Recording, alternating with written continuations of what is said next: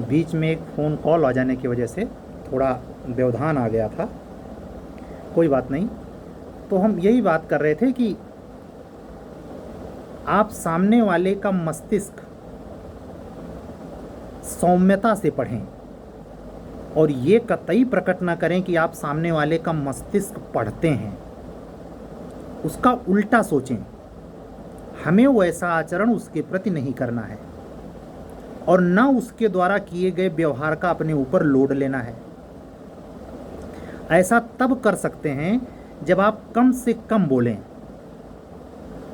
अगर आपकी जुबान तड़ातड़ चलती है, दिमाग तेजी से काम करता है, प्रतिक्रियाएं तुरंत कर देता है, तो आप पदाधिकारी की श्रेणी में नहीं आते। अधिकारी बनने की पहली शर्त यही है, व्यक्तित्व निर्माण। नहीं, अगर खुदा न खास्ता आप आ भी गए अंदर तो पहले ही दिन से बहुत ज़बरदस्त झेलेंगे। बहुत ज़्यादा से ज़्यादा जो प्रतिक्रियाएं आपके आजू बाजू घट रही हैं उसको माइंड में लेना, ठंडे दिमाग से सोचना, 2 दिन सोच लेना, तब प्रतिक्रिया बहुत सीमित लहजे में करना और बगैर किसी आवेग के। आवेग का मतलब व्यग्र होकर नहीं, शीतल दिमाग से। ईर्ष्या प्रतिस्पर्धा में ऐसे ही अंतर है जैसे कमल का फूल जो नेचर में खिलता है तालाब में, और एक कमल का फूल जो प्लास्टिक में होता है, मार्केट से आप ले आते हैं, 100 पीस की तरह लगा देते हैं। वो कमल का फूल जो सुबह ओस की बूंदें भी झेलता है, पानी में कीचड़ में उगता है, सूर्य की रोशनी भी पड़ती है, उसके खिलावट और सौंदर्य का आनंद और प्लास्टिक का जो आप ला करके अपने 100 पीस में रखे हैं, बहुत अंतर होता है। क्या किसी देवता भगवान कृष्ण, माँ लक्ष्मी या किसी भी देवता के ऊपर ये प्लास्टिक वाला फूल चढ़ाना चाहेंगे? उसका भी एक अलग सौंदर्य है। तो अपने आप को प्लास्टिक के कमल के फूल की तरह नहीं, नेचुरली विकसित होने के लिए नेचर की शर्तों का अनुपालन करें। अपने आप को मनोवैज्ञानिक रूप से विकसित करें। ऐसा ना भी बना लें अपने आप का भैसा कि किसी से बतिए नहीं करता या बड़ा पढ़ाका है। प्रतिक्रियाएं सुने, ध्यान दें, अनायास कोई नहीं बोल देता, और मंथन करें क्या सच में है।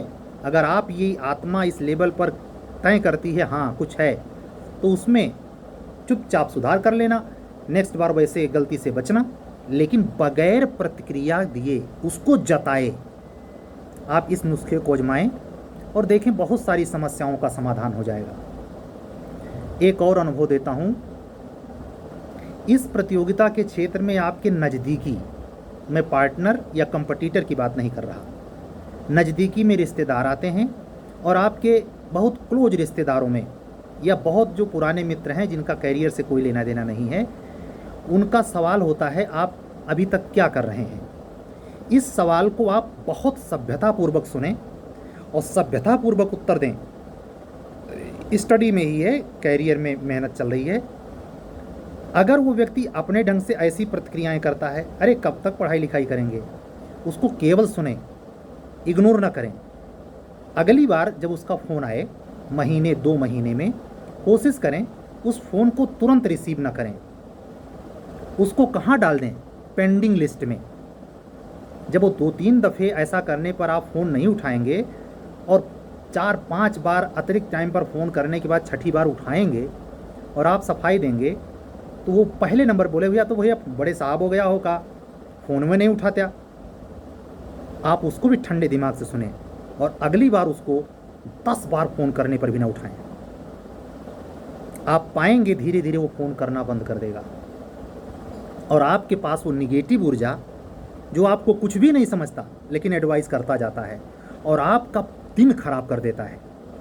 ये कंपटीशन की पढ़ाई और लॉ की पढ़ाई, जीएस की पढ़ाई, हिंदी की पढ़ाई, मैं हर पेपर के बारे में कह रहा हूँ, पुलिस एक्ट रेगुलेशन की पढ़ाई, ऐरा गहरा पढ़ाई नहीं है कि केवल वस्तुनिष्ठ क्वेश्चन प्री की तरह रट के और रट्टू तोता वाले भी चढ़ गए हैं नंबर लेके और कुछ तो जॉब आ गई है, टीजीटी, पीजीटी, जीआईसी में टीचर, 45 से 60 हज़ार तनख्वाह है और अगर आपके बगल वाला हो गया तो आप ज़िंदगी भर देते रहिए इसी कम सीट पर 3-3 एग्ज़ाम। आपको होपलेस करने के लिए बहुत सारी व्यवस्थाएं दिन भर दिन बढ़ती जा रही हैं। आप सारी चीज़ों से एक ही शर्त पे निपट सकते हैं, ठंडे दिमाग से। बिल्कुल ठंडा रखें अपने आप को। अगर आपकी आदत दिन में पढ़ने की है तो दिन के शेड्यूल में, रात में पढ़ने की है तो रात के शेड्यूल में। लेकिन एक चीज़ का ख्याल रखें, दिन के शेड्यूल में अगर पढ़ रहे हैं तो ये ध्यान रखें कि आप क्या जो पढ़ाई का कंसिस्टेंसी है वो कहीं ब्रेक तो नहीं होती। रात वाले के साथ ऐसा आंकड़ा मेरे जानकारी में कम है। दिन वाले के साथ क्योंकि रोज़मर्रा के काम होते हैं, और मान लीजिए कोई ज़रूरत मार्केट से ही पड़ गया तो रात में तो आप नहीं जाएंगे, लेकिन दिन में तो हाल हाल में जाना है।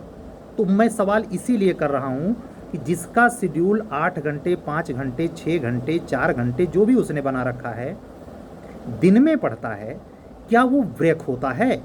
अगर ब्रेक होता है बार बार और वो आउटपुट 6 घंटे का पर डे एक समान परसेंटेज में या परसेंटाइल में नहीं ला पाते, तो आप इस पर विचार करें, क्या आप ये शेड्यूल रात के पायली में कर सकते हैं?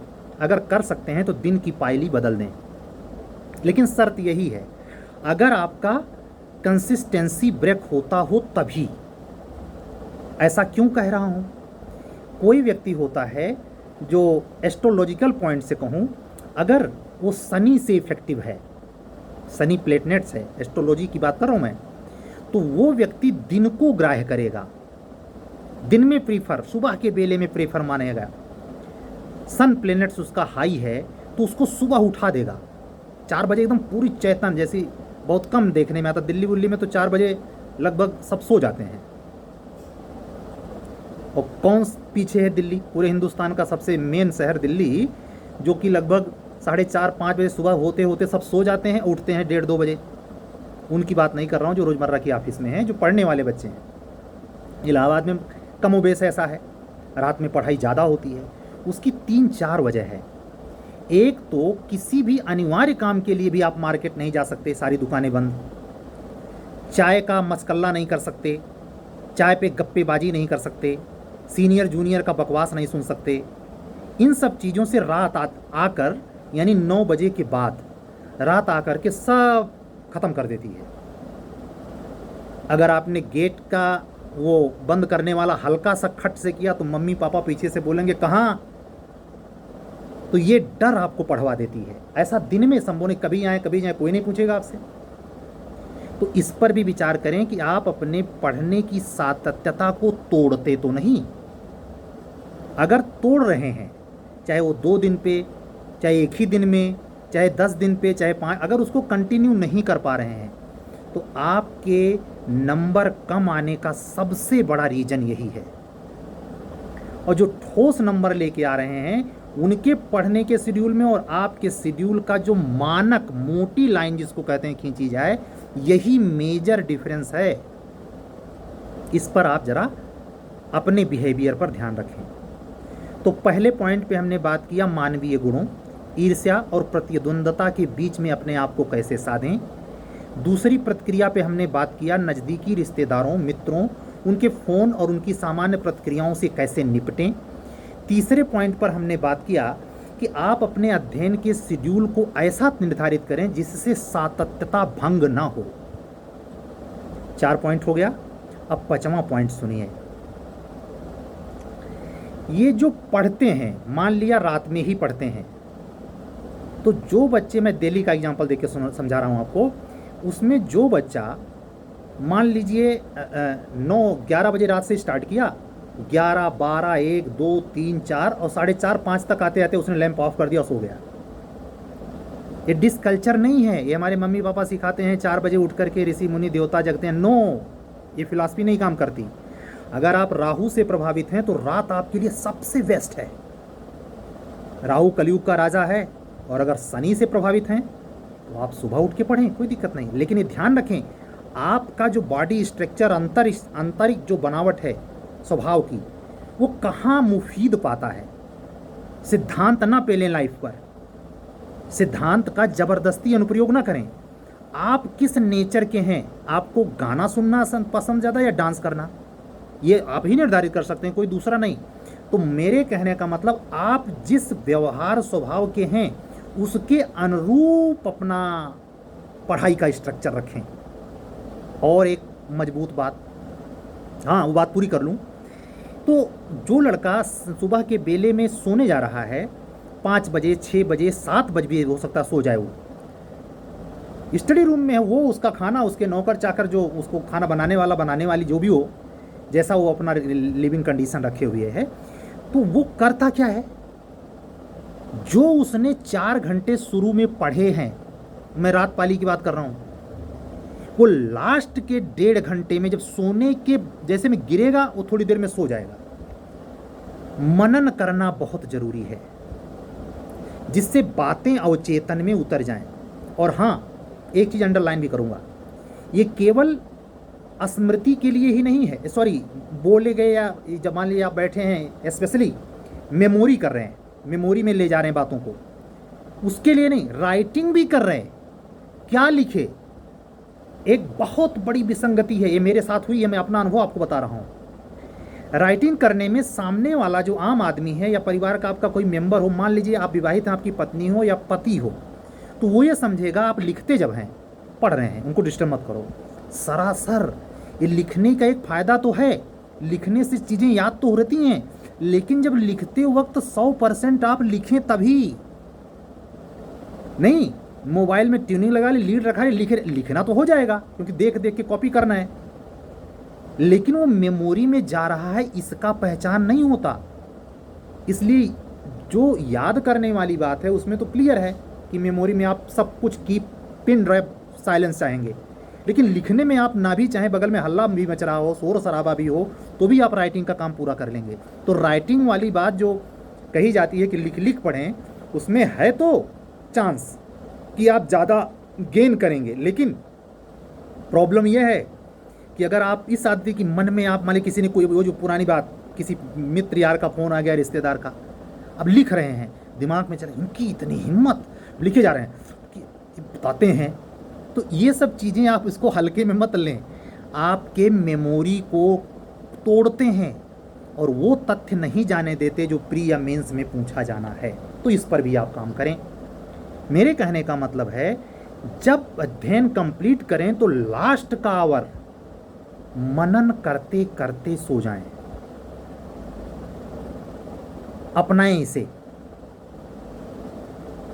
इस मनन का, जो बगैर मनन किए गया उसका पढ़ना आधा 50% वहीं खत्म कर दिया। तो चाहे सुबह के बेले में सोते हों और चाहे रात के बेले में सोते हों, सुबह उठते हों, तो जब सोने जाएं, जैसे सुबह के बेले में जो पढ़ाई कर रहा है रात में सोएगा ना, तो जब सोने लगे तो वो क्या पढ़ा था भोर में रिकॉल करे। अगर रिकॉल नहीं हो रहा है, थोड़ा बीच में दिन भर की दिनचर्या बीती है, ऑफिस गया है, स्कूल गया है, कोचिंग गया है, कहीं गया, मार्केट गया है, तो वो बुक ले ले और एक बार ऐसे लेते लेते उसको देखता जाए कि हमने क्या कल सुबह भोर में पढ़ा था। वो पढ़ते पढ़ते सोए और भोर में उठ जाए, भोर में पढ़े। तो ये 5 तत्वों पर मुझे बात करनी थी। इन सब चीज़ों पे अमल करके, जो मनोवैज्ञानिक बातें हैं लेकिन बहुत सार्थक हैं, इस पर आप ध्यान नहीं देते और आपके व्यक्तित्व को बिगाड़ने में ये कोई कोर कसर नहीं छोड़ती। इसमें से कोई भी वृत्ति दिखाई नहीं देती, इसका कोई आकार नहीं है, इसका न कोई रूप है न रंग है, लेकिन घातक बहुत ज़्यादा है। आप जब मंथन करेंगे तो हमारे इस वीडियो से आप सहमत होंगे।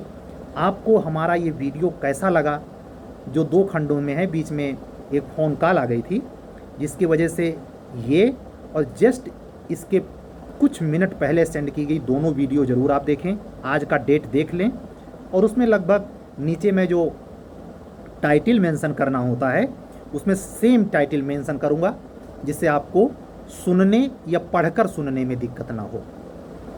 इन सब चीज़ों पर ज़रूर ध्यान दें। अगला टेस्ट जैसा कि मैंने बताया है, कल नहीं परसों आईपीसी पे है। आईपीसी के शुरू के 5 अध्याय, इस पर हमारा टेस्ट होगा।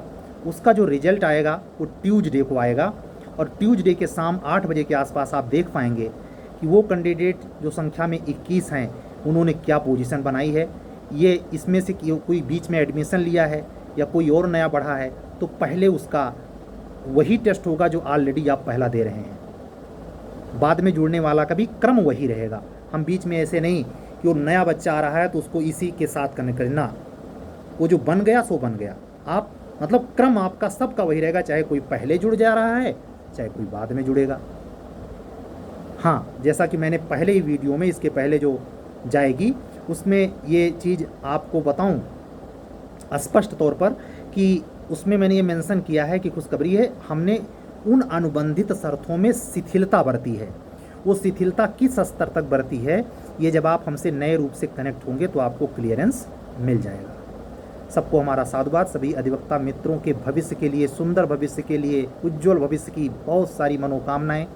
आप जहाँ भी हों स्वस्थ हों, अपनों के बीच में खुश हों, प्रसन्न हों और चारों तरफ आनंद ही आनंद बांटें। निराशा से आपको परमात्मा दूर रखे। आप जानबूझकर डिप्रेस ना हों।